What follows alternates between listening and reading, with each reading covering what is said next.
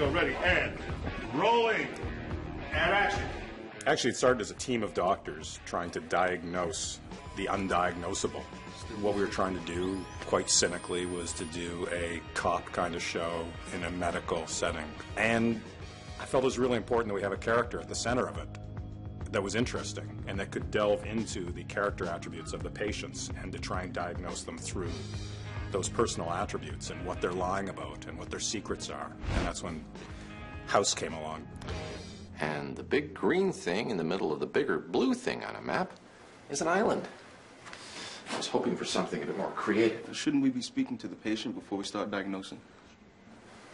Is she a doctor? No, but everybody lies. When I first received the script to the pilot, which David Shore had written, it instantaneously appealed to me. I feel embarrassed about admitting this, but I think it appealed to me most because I find the character, in certain ways, extremely similar to myself. And when I started turning the pages and reading this character, I immediately said, I have to do this.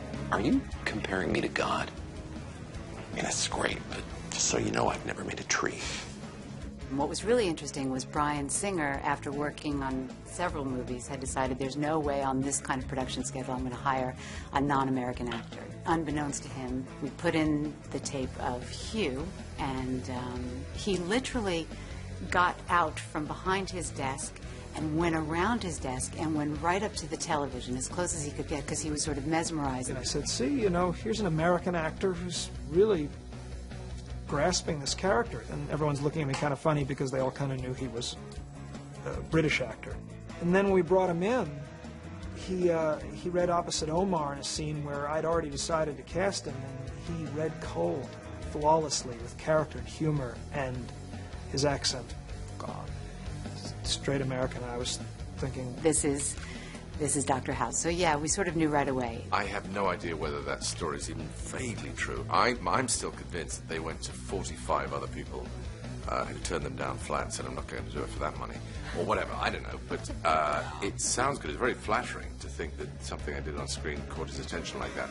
I can't imagine what it was, to be honest. There isn't a treatment for hepatitis E. Either he'll get better on his own or he'll continue to deteriorate. Yeah, I went to medical school too.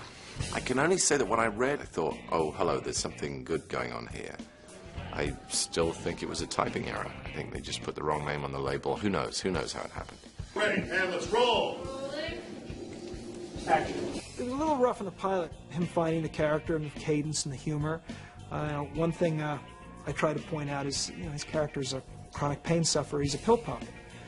So he said, well, I guess if if I pop too much Vicodin or whatever, I'm going to be a bit stoned when I'm working, a bit high. I'm like, well, no, actually you're in pain most of the time. So when you take a painkiller, it actually makes your job a lot easier. It helps you focus. You may see me reach for this. This is Vicodin. It's mine. You can't have any. And no, I do not have a pain management problem. I have a pain problem. But who knows? Maybe I'm wrong. Maybe I'm too stoned to tell.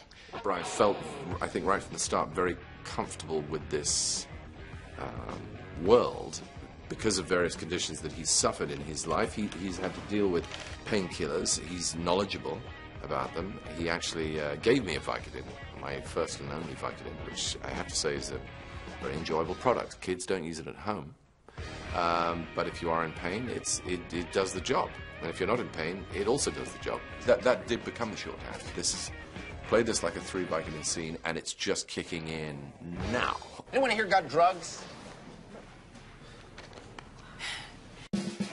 I'm extremely proud of the show. I have a tape of the pilot, and I show it to my friends and my family. It's not always, in this medium, especially, network television, where you can find something that fulfills a whole other side of your artistic interests, and this does that. I'm extremely excited about it, and I love these characters, all of them. Maybe after a while, when this run stops, I suppose we'll all get a chance to sort of stand back and say, wow, what was that? What just happened? But at the moment, I have no... Seriously, this could all be a con. I'm not even sure it's on the air. And cut. That's a touchdown. Excellent. Good.